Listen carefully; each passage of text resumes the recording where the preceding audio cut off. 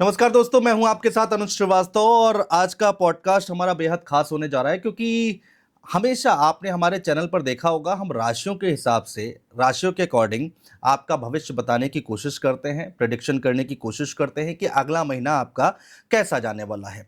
लेकिन आज हमने एक नई तस्वीर पेश करने की कोशिश की है जिसमें हम राशियों के बारे में बताएंगे, लेकिन टैरो कार्ड से। जी हाँ, टैरो कार्ड रीडिंग से हम आपके बारे में बताने जा रहे हैं कि सितंबर का महीना आपके लिए कैसा जाने वाला है। हमारे साथ इस पर बातचीत करने के लिए, आपको बताने के लिए, आपको गाइड करने के लिए डॉक्टर मंजू गुप्ता मौजूद हैं।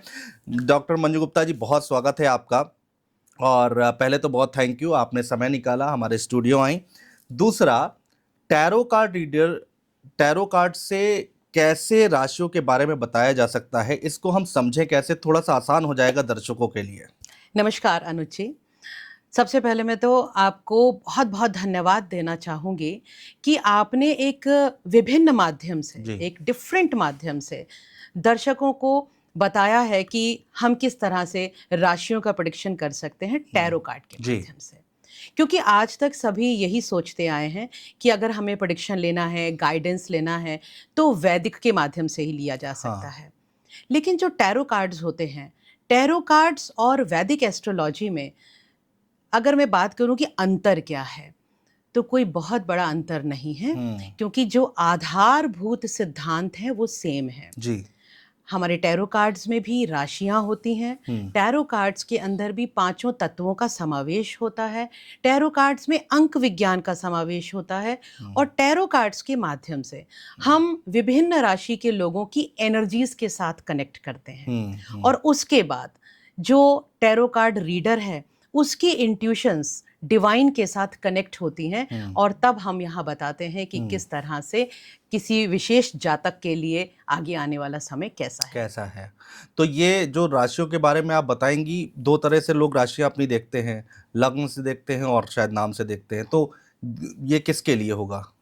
ये बहुत सही प्रश्न है। हाँ। क्योंकि अन्यथा लोगों के मन में ये एक भ्रम बना रहता कि ये जो मेष राशि है ये कौन से वाले जातकों के लिए है। तो यहाँ मैं क्लियर कर देती हूँ कि हम जिस भी राशि की बात करेंगे, चाहे वो सनशाइन से हो या वो आप मून साइन से ले रहे हो, दोनों ही स्थिति में वो आपके लिए वर्क करने वाला है। अच्छा। तो आप इस प्रेडिक्शन को बिल्कुल निसंकोच होकर अपने लिए चेक करेंगे, चाहे आप मून साइन को मानते हैं या आप सन साइन को मानते हैं। अच्छा, अब मेरा अगला सवाल ये है कि एक राशि, मान लीजिए किसी की मेष राशि है, तो उनके लिए कौन कौन से वो पॉइंट्स हैं जिनको आप कवर करने वाली हैं?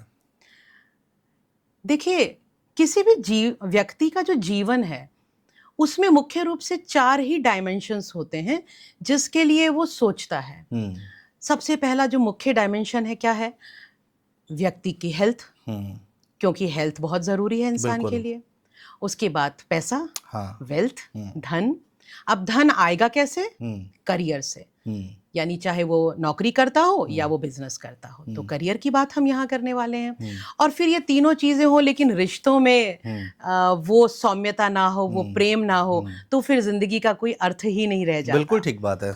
तो रिलेशनशिप्स के बारे में जानना तो बहुत ज़रूरी है। तो यहाँ पर हम इन चारों ही आयामों को एक साथ हम देखेंगे, पढ़ेंगे, इनकी रीडिंग करेंगे। तो हेल्थ, रिलेशनशिप, करियर और मनी, इन चारों ही चीज़ों के बारे में बात करें। अब बात कर लेते हैं अगली राशि की, बात करते हैं वृश्चिक राशि की। वृश्चिक राशि वालों के लिए सितंबर महीना कैसे जाने वाला है, एक बार जानने की कोशिश करते हैं। उनका करियर कैसे जाने वाला है, उनका रिलेशनशिप कैसा रहने वाला है, पैसा आएगा या नहीं आएगा, और साथ ही साथ हेल्थ कैसी रहेगी सितंबर महीने में। ये 4 पॉइंट हम कवर कर रहे हैं। तो वृश्चिक राशि के जातकों के लिए सितंबर महीना कैसे जाएगा, ये टैरो कार्ड से हम जानने और समझने की कोशिश करते हैं। डॉक्टर मंजू गुप्ता हमारे साथ मौजूद हैं।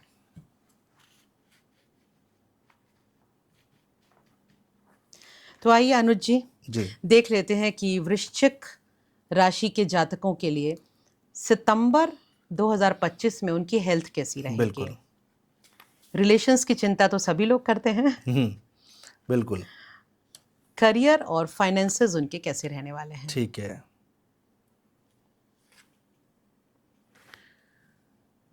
तो चलिए सबसे पहले आपको बता दूं कि आपकी हेल्थ कैसे रहने वाली है। हम्म, ओवरऑल हेल्थ आपकी अच्छी रहेगी। हम्म, देखिए, जब मैं कहती हूँ ना ओवरऑल हेल्थ अच्छी रहेगी, इसका मतलब ये है कि कोई नई चीज़ नहीं होने वाली, कोई नई बीमारी नहीं आने वाली है। हम्म, ओवरऑल अच्छी रहेगी, जैसे आप अभी तक थे, यानी अगस्त में जैसे चल रहे थे, आप सितंबर में वैसे ही रहने वाले हो। कोई नया इशू आपकी हेल्थ में नहीं नहीं आएगा। आएगा। बस सबसे बड़ी एक चीज़ हो सकती है कि जो आपको ध्यान रखनी है, वीनस का कार्ड है। अच्छा। तो वीनस का कार्ड कहता है रिप्रोडक्टिव ऑर्गन्स से रिलेटेड आपको जो भी प्रॉब्लम्स थी वो थोड़ी सी एनहांस हो सकती हैं। ठीक है। तो इलाज करा लो, ठीक है ना। दूसरी चीज़, रिप्रोडक्टिव ऑर्गन से रिलेटेड प्रॉब्लम्स में जब भी आपको परेशानी आएगी, तो यहाँ पर जो प्रॉब्लम है ना वो महिलाओं को ज़्यादा है। अच्छा। ये कार्ड पुरुषों को इतना कष्ट नहीं दे रहा है जो महिलाओं को दे रहा है। तो महिलाओं को थोड़ा ध्यान रखना होगा, हो सकता है उनको पीरियड्स रिलेटेड प्रॉब्लम रहती हो, तो इस सितंबर में प्रॉब्लम रहेगी। और बाकी रिप्रोडक्टिव ऑर्गन से रिलेटेड जो भी इश्यूज थे ओवरऑल एवरेज रहने वाले हैं, नया कुछ नहीं होने वाला है। तो ओवरऑल आपकी कोई बड़ा हेल्थ ठीक खतरा नहीं कोई है। बड़ा खतरा नहीं है, पर फिर भी ध्यान देने की आवश्यकता तो आवश्यकता रहती है, ही बिल्कुल। है।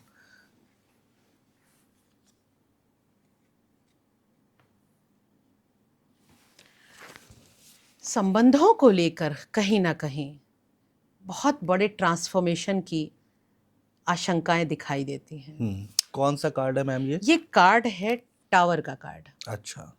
टावर कार्ड ये कहता है कि देखो, आपके रिश्ते में जो समय चल रहा है ना, वो एक ट्रांसफॉर्मेशन के एज पर आ चुका है। अच्छा। यहाँ से ये लास्ट पॉइंट है, it is the turning point of your relationship. तो अगर लड़ाई झगड़े बहुत हैं तो भाई सुधर जाओ, अदरवाइज रिश्ता खत्म होने वाला है। ये तो अच्छे संकेत नहीं है। ये अच्छे संकेत नहीं है। यहाँ मैं सभी से कहूँगी, आपके लिए संकेत अच्छे नहीं हैं, संभल जाओ। और सब वृश्चिक के लिए सबसे बड़ी बात, आपके रिश्ते की ना बुनियाद कमजोर है। देखो, किसी भी रिश्ते का बुनियाद होता है ट्रस्ट। किसी भी रिश्ते की जो बुनियाद होती है वो होता है कि दोनों लोगों को ना गिवर होना चाहिए। अगर दोनों में से कोई एक भी बहुत ज्यादा डिमांडिंग है तो रिश्ता खराब होता है। अब यहाँ पे अगर हस्बैंड वाइफ की बात है तो हस्बैंड वाइफ को मैं यहाँ बहुत ही क्लियर कहूंगी कि आपके जो भी झगड़े चले आ रहे हैं आप सुधार लो, अन्यथा स्थिति बिगड़ने वाली है। यहाँ पर सेपरेशन भी हो सकता है। आगे नहीं बोलना चाहती मैं, आप खुद समझदार हैं। बिल्कुल बिल्कुल। अगर रिलेशनशिप की बातें हैं तो रिलेशनशिप में भी ये समय है कि आप अपने रिश्ते को नया मोड़ देना चाहते हो तो दे सकते हो, अन्यथा रिश्ता मुझे खत्म दिखाई देता है। रीजन आपको बता दिया मैंने, आपके इस रिश्ते के अंदर कुछ है नहीं, फाउंडेशन खराब है रिश्ते की। तो हस्बैंड वाइफ हैं तो उनके लिए तो मेरी गाइडेंस बहुत क्लियर है कि प्लीज इस समय शांत हो जाओ, अपने पति पर या पत्नी पर पूरा ट्रस्ट करो, एक मौका दो उसे ताकि रिश्ता ठीक हो जाए। अगर आप बहुत ज़्यादा डिमांडिंग हो तो डिमांड्स बंद कर दो। हमेशा टाइम मांगना, टॉक्सिसिटी रिश्ते की, इसे खत्म करो। और हमेशा पार्टनर्स में से जो भी इसे सुन रहा है, ये उसी के लिए गाइडेंस है कि आपको करना है ये। आप ये मत सोचिए कि सपोज पति सुन रहा है तो वो सोचे मेरी पत्नी को डिमांड कम करनी है, नहीं। अगर आप सुन रहे हैं तो ये आपके लिए गाइडेंस है कि आपने डिमांडिंग नहीं होना है जी। You must be the giver in this relationship. बिल्कुल। आप अपने पति को या पत्नी को विदाउट एनी एक्सपेक्टेशंस सपोर्ट दीजिए, प्यार दीजिए, ट्रस्ट दीजिए, बदले में सब कुछ मिल जाएगा। क्योंकि सितंबर का महीना कहता है या इस पार या उस पार, या उस पार। लेकिन सवाल फिर यही आता है मैम कि ये सितंबर तक की गाइडेंस है या फिर अक्टूबर? ये सिर्फ सितंबर, दिस इज ओनली फॉर सितंबर। साथ में मैंने क्या कहा, आर या पार है। तो सितंबर के महीने में रिश्ता बचा भी सकते हो आप। ये मैंने आपको गाइडेंस दे दी है। पूरे 30 दिन है आपके पास, आप रिश्ते को ठीक कर सकते हो। बट अगर नहीं कर पाए तो फिर ये खत्म है। तो अगर आप ये चाहते हो रिश्ता खत्म हो जाए तो it's up to you, now it's your choice कि आप किस तरीके से रिश्ते को बचा पाएंगे। ठीक है। और रिलेशनशिप्स में तो मुझे टोटली ब्रेकअप दिख रहे हैं, और ब्रेकअप का रीजन ही चीटिंग होगा। तो जो चीटिंग कर रहा है पार्टनर, फिर उसको दूसरा चांस देने का कोई सेंस नहीं बनता है। आप मूव ऑन कर जाओ। वृश्चिक राशि वालों के लिए ये गाइडेंस है। अब आ जाते हैं अगले कार्ड्स पर, यानी कि करियर। बहुत ही सुंदर।